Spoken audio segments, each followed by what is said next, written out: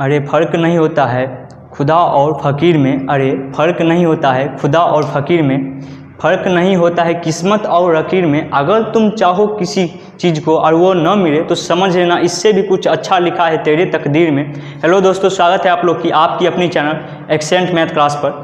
तो आज first class है, रीजनिंग का आज से क्लास स्टार्ट हो गया है, जो कि हम फर्स्ट लिए हैं ब्लड रिलेशन से, रक्त संबंध से। तो आज से आप लोग को पूरा रीजनिंग का जितना है सब समझाएंगे और टोटल पूरा कोर्स करवाएंगे रीजनिंग का। तो इसमें आज हम लोग ब्लड रिलेशन पढ़ेंगे। तो ब्लड रिलेशन में सबसे पहले हम जो होता है रिलेशन उसको लिखे हैं। वैसे आप लोग को मालूम भी होगा, फिर भी हम इसको लिख चुके हैं क्योंकि बहुत स्टूडेंट को नहीं मालूम है, तो वो वीडियो को रोक के स्क्रीनशॉट ले सकते हैं और लिख सकते हैं इसको। वैसे इसको लिखने का कोई जरूरत, लेकिन हम लिख दिए हैं। और इसमें देखो समझ लो, सिर्फ हम समझा देते हैं और आपको हमेशा याद हो जाएगा। इसमें बस 2 पीढ़ी ऊपर जाना है, 2 पीढ़ी नीचे आना है और एक अपना पीढ़ी जो है वो लेना है। बस इतना चीज़ को याद रखना है, सब हो जाएगा। जैसे मान लो आपसे बड़ा कौन होगा, जैसे हमसे बड़ा कौन है, हम तो पिता हो जाएगा, माता हो जाएगा, मामा हो जाएगा, मामी हो जाएगा, चाचा हो जाएगा, चाची हो जाएगा, यही होगा ना। उससे एक पीढ़ी और ऊपर जाओ तो क्या हो जाएगा, दादा हो जाएगा, दादी हो जाएगा, नाना हो जाएगा, नानी हो जाएगा, यही होगा ना। एक पीढ़ी नीचे जाना है तो क्या हो जाएगा, पुत्र हो जाएगा, पुत्री हो जाएगा, भतीजा हो जाएगा, भतीजी हो जाएगा, यही होगा ना। अगर उससे भी एक पीढ़ी और यानी 2 पीढ़ी नीचे जाएंगे तो क्या हो जाएगा, पोता हो जाएगा, पोती हो जाएगा, नतनी हो जाएगा, नतना हो, यही सब यानी होगा ना। तो उसको हाँ, लेकिन इसमें एक चीज़ याद रखना, इसमें GF और BF यानी गर्लफ्रेंड और बॉयफ्रेंड नहीं होगा, या कोई दोस्त है फ्रेंड तो वो नहीं आएगा। जो रक्त संबंध है, जो ब्लड रिलेशन है वही होगा सिर्फ इसमें यह नहीं होगा जो ये मेरा दोस्त है तो ये भी मेरे से, जिससे अगर रक्त का संबंध है वही होगा इसमें। तो देखो किसको क्या कहते हैं उसे हम लिखें, ये समझा देते हैं। इसके बाद कुछ क्वेश्चन करवाएंगे, ये क्लास 3 या 4 क्लास में होगा, ये पूरा कंप्लीट हो जाएगा। जितना भी क्वेश्चन पूछा हुआ, हार्ड से छोटा से बड़ा क्वेश्चन जितना है सब क्वेश्चन करवाएंगे। तो क्या है, रिश्ता संबंध की कुछ विशेषता, यानी हम लिखे हैं, कुछ नहीं भी लिखे हैं, जितना लिखे हैं वो लिख लो, और कुछ बचा हुआ है तो वो हम बता देंगे, लिख लीजिएगा। क्या है, माता और पिता का पुत्र क्या होता है, भाई होता है। जैसे आपके मेरे मान लो माता और पिता, उसका जो कोई और पुत्र, हम तो एक है ही और कोई पुत्र है तो वो तुम्हारा कौन लगेगा, भाई ही लगेगा ना। तो हाँ, वही भाई हो जाएगा। देखो भाई, यही भाई हो जाएगा। माता और पिता की पुत्री क्या कहलाती है, माता और पिता का पुत्री बहन कहलाएगी ना, सिस्टर जिसको इंग्लिश में। इसका इंग्लिश बहुत का सेम ही रहता है, इसलिए इंग्लिश पर थोड़ा ज़्यादा ध्यान देना। उसके बाद माता और भाई, माता और भाई, माता का भाई जो है वो क्या कहलाता है, तो माता का भाई मामा जी कहलाएंगे ना।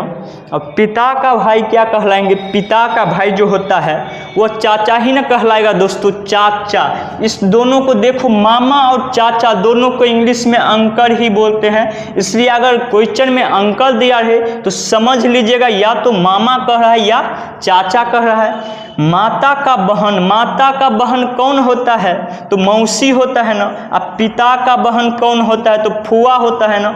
यानी अगर पूछे माता का बहन तो मौसी होगा, अब पिता का बहन तो पिता का बहन फुए होता है। लेकिन इस दोनों को अगर इंग्लिश में दे दे तो आंटी लिखा रहेगा। तो इसका मतलब ये मत समझना आंटी मतलब मौसी या दोनों में से कोई एक हो सकता है अगर इंग्लिश में दिया रहे तो। उसके बाद देखो दोस्तों, माता की माँ, माता की माँ यानी मेरी माँ की माँ जो होगी वो कौन लगेगी, तो नानी। उसके बाद पिता की माँ, पिता की माँ यानी हमारे पिता की माँ जो होंगे वो कौन लगेंगे, तो दादी। तो इस दोनों नानी और दादी को दोनों को इंग्लिश में ग्रैंड मदर कहते हैं। उसके बाद माता का पिता, माता का पिता जो होता है, माता का पिता वो कौन आपको लगेंगे, तो नाने लगेंगे ना। उसका पिता का पिता यानी आपका जो पिता है उसका पिता कौन लगेंगे आपको, दादाजी, तो यानी ग्रैंडफादर। उसके बाद पुत्र की पत्नी, पुत्र की पत्नी यानी आपके पुत्र के पत्नी जो होंगे। जैसे मान लो मेरा पुत्र जो होगा उसका पत्नी या आपका ही पुत्र का पत्नी कौन लगेगा, तो पतो, इसको इंग्लिश में बोलते हैं डॉगनेस्ट इन लॉ। उसका पुत्री की पति तो दामाद होता है ना, सन इन लॉ।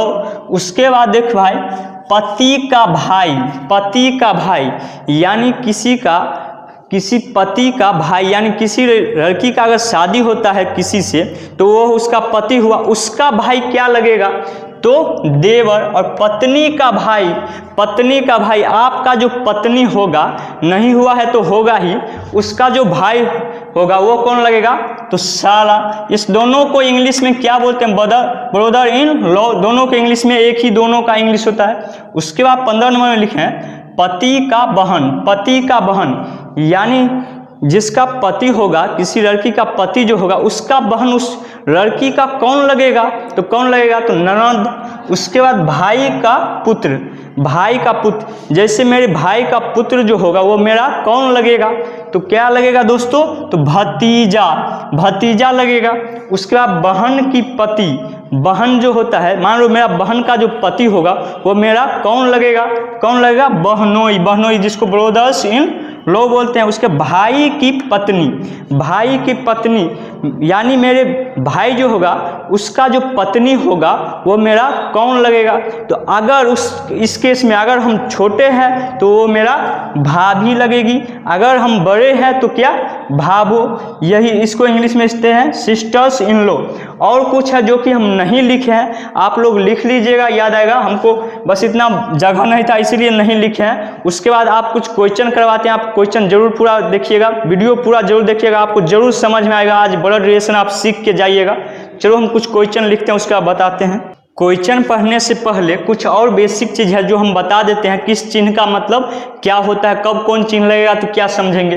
तो ये बेस है, टेर है, इसमें हम समझेंगे सबसे पहले जो ये चिन्ह दिया रहे तो क्या होगा इसका मतलब। तो इसका मतलब यही होगा जो ए जो है बी का भाई या बहन यानी अपने बराबरी का जितना रिश्ता होगा, भाई बहन, मौसेरा भाई मौसेरा बहन, जितना पति पत्नी यानी कि जितना माने कि अपने बराबरी का रिलेशन होगा ना, आपका पत्नी सारी, भतीजा भतीजी फिर नीचे आ जाएगा, जितना आपके बराबरी का होगा उसमें यह तीर का निशाना लगेगा। अगर वह लड़का है तो प्लस का चिन्ह से हम इंडिकेट करेंगे, अगर माइनस है तो लड़की है, यानी प्लस माइनस ये हम लिख लिया ताकि हमको पता चले क्वेश्चन बनाते वक्त, क्योंकि लंबा क्वेश्चन रहता है तो उसमें कैसे याद रखेंगे ये लड़का था या लड़की, तो इसलिए प्लस और माइनस का चिन्ह देंगे।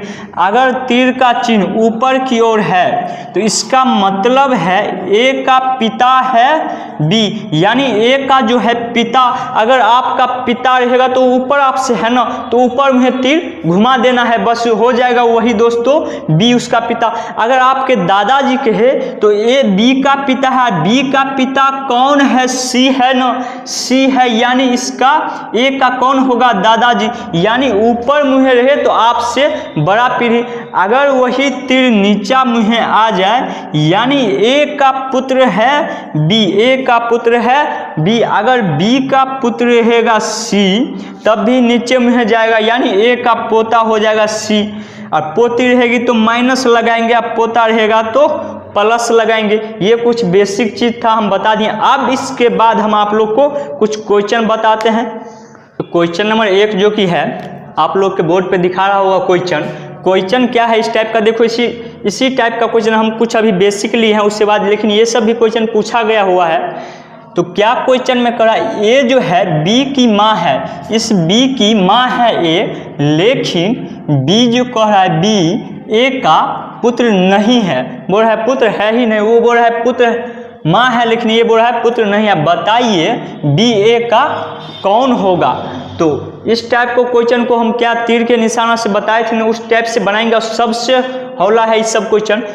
लेकिन इस टाइप का क्वेश्चन को आपको सबसे पहले ठीक से पढ़ना होगा, उसके बाद ही आपको समझ में आएगा। क्वेश्चन में क्या करा है, बी ए जो है बी की माँ है, तो ए जो ये है ये किसका माँ है, यानी बी का माँ है ना, तो माँ है तो ये तो माइनस का चिन्ह दे देंगे, ये माँ है ना इसलिए ये माइनस होगा।